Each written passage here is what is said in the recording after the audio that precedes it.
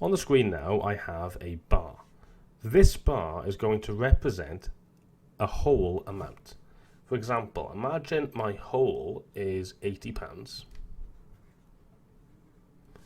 I can use my bar to visualize what 1/2 of this would be. So 1/2 of my bar, well, to work out 1/2 is clearly going to just be half of £80, which is £40. What if I wanted to work out a quarter? Well, a quarter is just going to be, if I split this bar into quarters, it's going to be into 4 equal pieces, so I would just divide by 4, which would give me £20. What if I wanted to work out 3 quarters? Well, if 1/4 is £20, then I would just need to do 3 lots of £20. And that would tell me that 3 quarters of £80 is in fact equal to 20 plus 20 plus £20, which is £60. And we're going to develop this method a little bit further. Our method is, to find the fraction of a quantity, we divide the quantity by the bottom of the fraction, and you times the result by the top. For example, let's have a look at working out 2/5 of 60. So again, this could be grams, it could be pounds, it could be any unit. 2/5 of 60. We could think about this with the bar model as before. We could imagine, well, what is 1/5? So this is going to be a bit tricky to draw, but let me try. So just cheat a little bit there.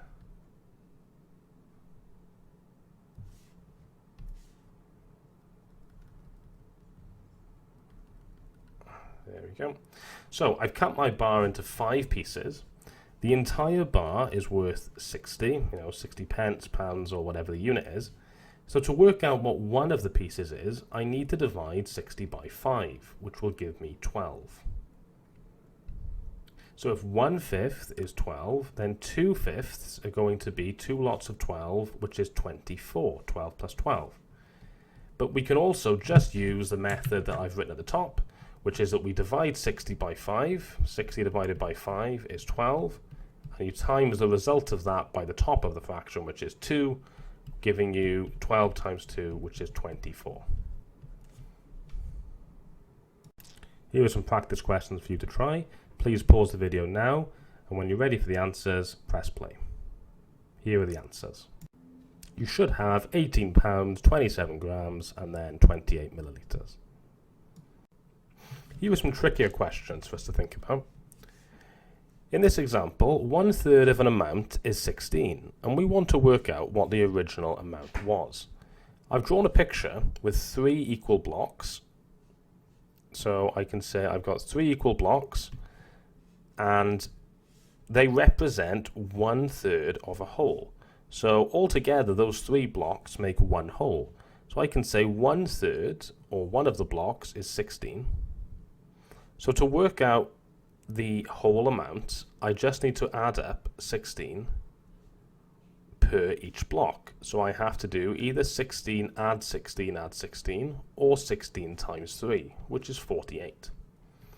So the original amount was just 48. Let's consider some harder examples again.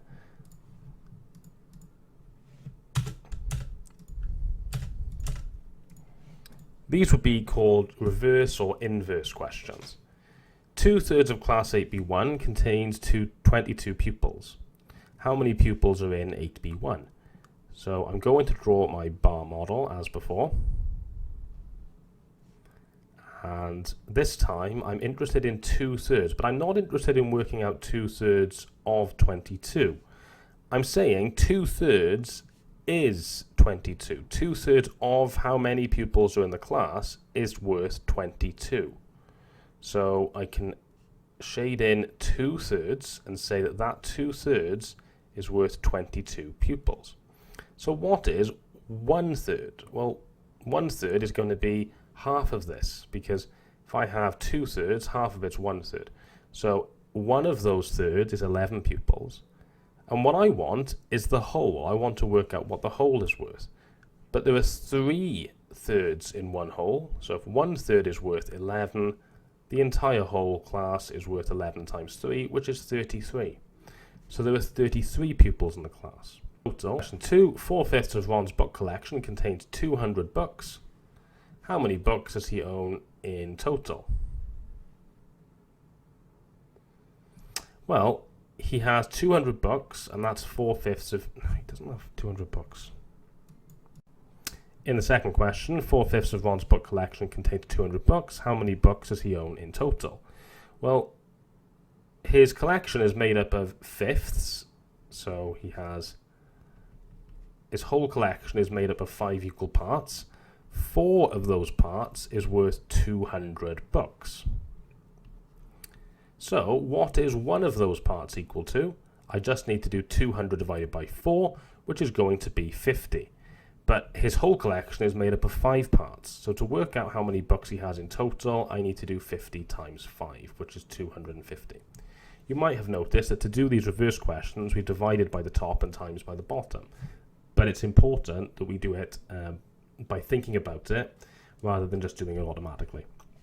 For 3, 7/9 of Kelly's calculator collection is comprised of 14 calculators. So it just means there's 14 calculators in 7/9 of her collection. So how many calculators does she have in total? So I'm going to imagine my bar split up into ninths.